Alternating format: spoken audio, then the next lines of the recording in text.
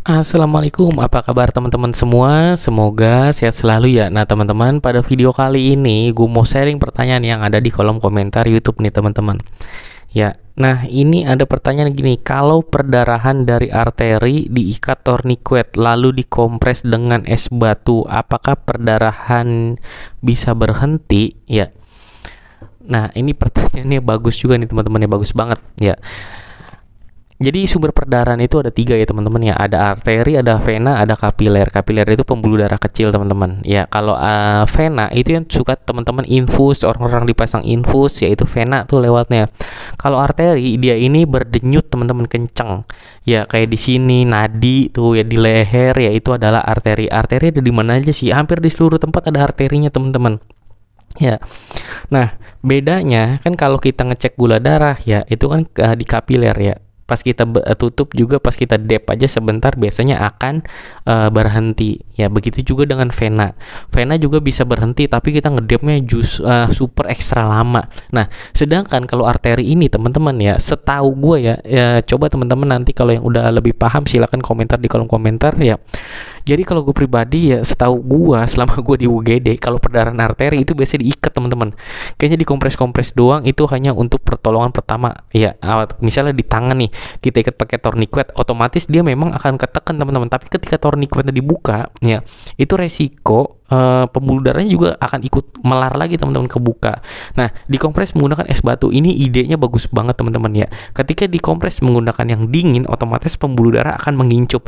Kemungkinan berhentinya itu bisa teman-teman ya. Ketika kita tourniquet terus ditempel es batu itu kemungkinan berhentinya bisa banget. Cuman resikonya ya kalau nggak diikat teman-teman, pas kita tourniquetnya kita buka pembuluh otomatis takutnya si pembuluh darah itu belum nutup kuat, ya otomatis nanti darahnya akan keluar lagi dan kita nggak tahu sampai seberapa lama tuh kita harus kompres menggunakan batu es teman-teman, karena yang namanya itu kan kekuatan dari otot jantung berdenyut teman-teman ya, otomatis kalau nggak diikat resiko jebolnya intinya tinggi. Tapi kalau untuk pertolongan pertama ya jauh dari rumah sakit ya itu bisa diikat dulu tapi sambil bawa ke fasilitas kesehatan.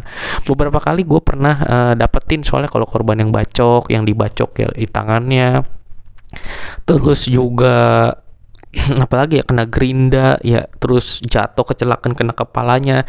Karena beda teman-teman vena sama arteri. Kalau darah kapiler kan cuman biasa aja kalau dipencet baru keluar. Kalau vena memang agak ngalir deres ya, tapi ya cukup ngalir aja. Nah kalau arteri ini kalau robek itu biasanya muncrat teman-teman, mancur darahnya itu bener-bener mancur kayak keran ya, cerut gitu. Nah itu di dep teman-teman, di dep juga nggak cukup ya, itu hanya untuk pertolongan pertama. Baiknya langsung dibawa ke fasilitas kesehatan biar nanti ada dokter di sana yang menangani harus seperti apa ya. Tapi sepengalaman gue dinas di IGD yang namanya perdarahan arteri pasti kita ikat dulu teman-teman, agak susah memang. Tapi kalau untuk pertolongan pertama tadi cukup pakai tourniquet atau enggak di dep ya, atau enggak kalau di P3K tuh T3B, tekan tekan, tinggikan, balut tekan, apa gitu lupa gua. Ya jadi ya itu kan kalau kenanya di tangan. Ya kalau kenanya di kaki ya pasiennya harus tiduran. Kalau kenanya di kepala, nah ini agak sulit juga. Jadi hanya bisa di dep atau enggak kompres tadi dengan es batu. Mungkin itu aja teman-teman video kali ini dari gua. Sampai ketemu lagi di video selanjutnya. Wassalamualaikum warahmatullahi wabarakatuh.